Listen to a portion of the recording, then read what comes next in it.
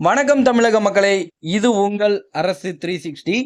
Engineering படிக்க போற மாணவர்களுக்கும் மற்றும் அவர்களுடைய பெற்றோர்களுக்கும் ஒரு மிக முக்கியமான அப்டேட் வந்திருக்கு.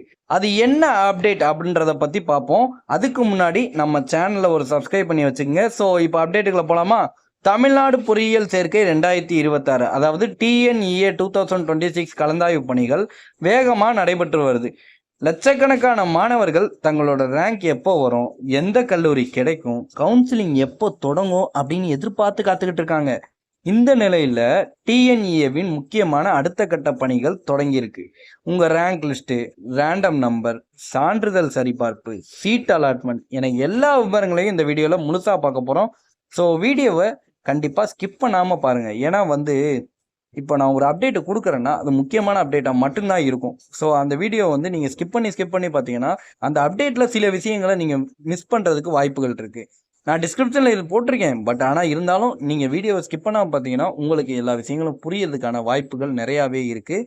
ஸோ இப்போ முதல்ல ரேண்டம் நம்பர் பற்றி தெரிஞ்சுக்கலாம். டிஎன்இஏ போர்ட்டல் மாணவர்களுக்கு 10 இலக்க ரேண்டம் நம்பரை வெளியிட்டிருக்கு. இது சாதாரண நம்பர் கிடையாது. ஒருவேளை 2 மாணவர்களுக்கும் ஒரே கட் ஆஃப் வந்தா, அதாவது கட் ஆஃப் மார்க்குன்னு சொல்லுவாங்க, அந்த கட் ஆஃப் மார்க் ஒரே கட் ஆஃப் மார்க் வந்தா யாருக்கு முன்னுரிமை கொடுக்கணும்னு முடிவு பண்ண இந்த ரேண்டம் நம்பர் தான் பயன்படுத்துவாங்க. அதாவது அந்த ரேண்டம் நம்பர் உங்களுக்கு ஆன்லைன்லேயே கொடுத்துருவாங்க. அந்த அந்த வெப்சைட் பேர் அப்புறம் சொல்கிறேன். ஃபஸ்ட்டு நான் இந்த ரேண்டம் நம்பர்னா என்னன்றதை பற்றி சொல்லிடுறேன்.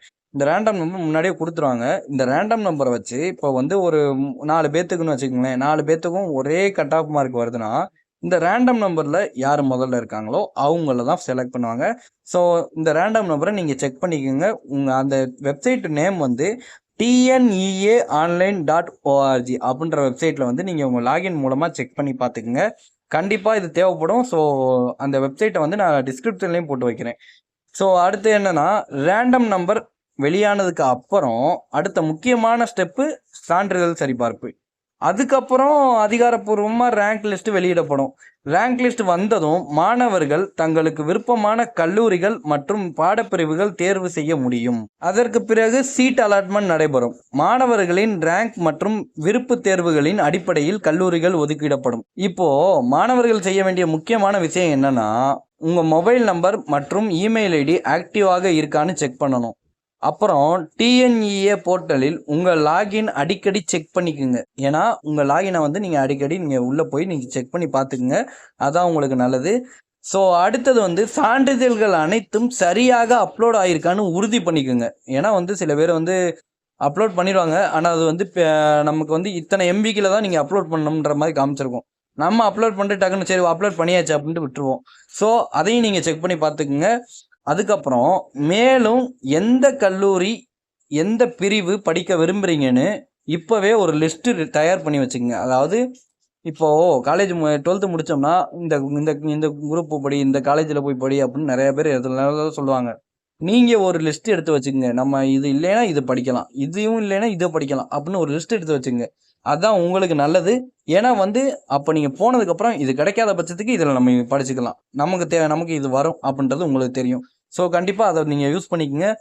மாணவர்களே, உங்கள் வாழ்க்கையின் முக்கியமான கட்டத்தில் நீங்கள் இருக்கீங்க. அதனால் அவசரப்படாமல் ஒவ்வொரு அப்டேட்டையும் கவனமாக பின்பற்றுங்க.